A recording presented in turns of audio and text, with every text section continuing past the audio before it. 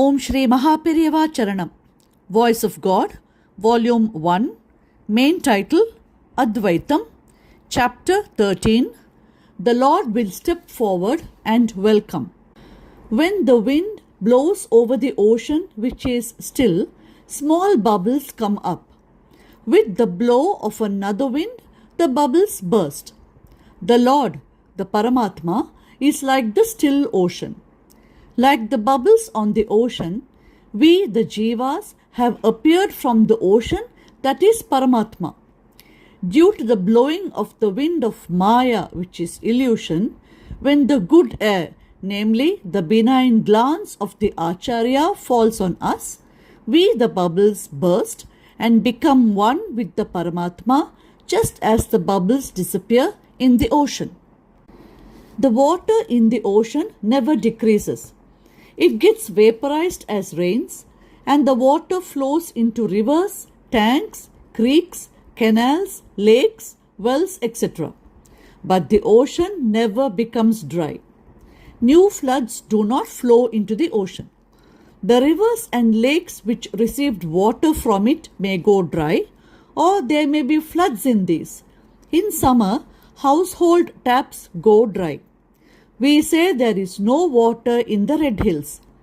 During monsoon, we hear of floods in Godavari and breaches in the Kaveri. But not a drop of water has increased or decreased over what existed at the time of creation. Some rich people sell their lands and purchase houses, sell the houses and deposit the money in banks and convert the investment in bank deposits into shares, etc. The total assets will not change. Their kind and shape will only change.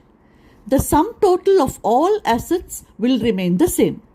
In the same manner, the total water available on the earth shall be in ocean or in clouds or in rivers, lakes, tanks, canals, etc.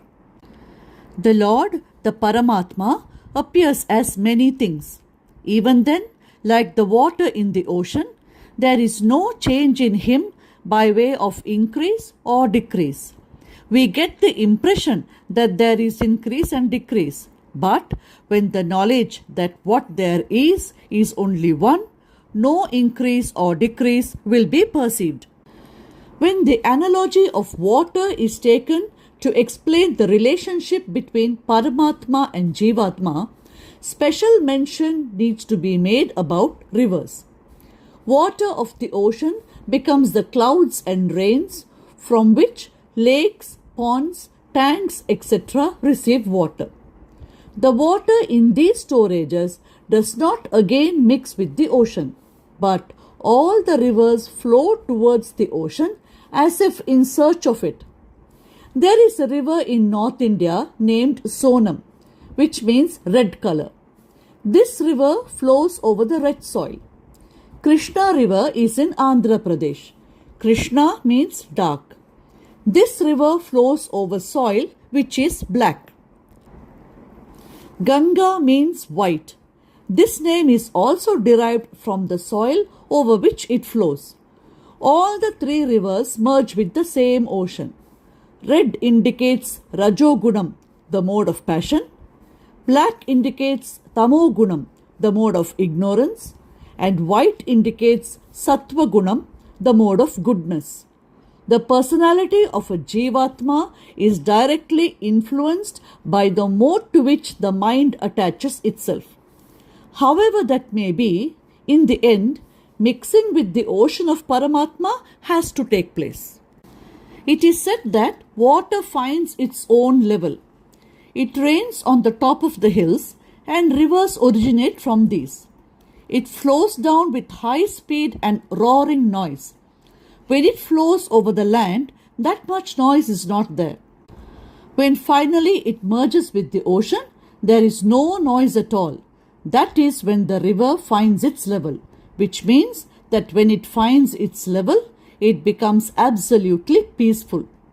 In whatever context it may be, only when we know the level and the limit up to which we can go and develop the mental attitude to stop there, there will be peace. Things which are carried beyond the limit with a lot of outward show may create envy in others. But by such acts, the result will be to destroy our own peace. The ocean comes forward to receive the river, which gives up its roar, speed, etc., and approaches it with humility. That is why the river water tastes saltish much before the place of confluence with the ocean. If we also do not exceed the level and proceed with humility, the ocean of Paramatma will come forward, take us, and have us merged with itself. Om Shri Mahaperiyava Charanam. Jaya Jaya Shankara, Hara Hara Shankara.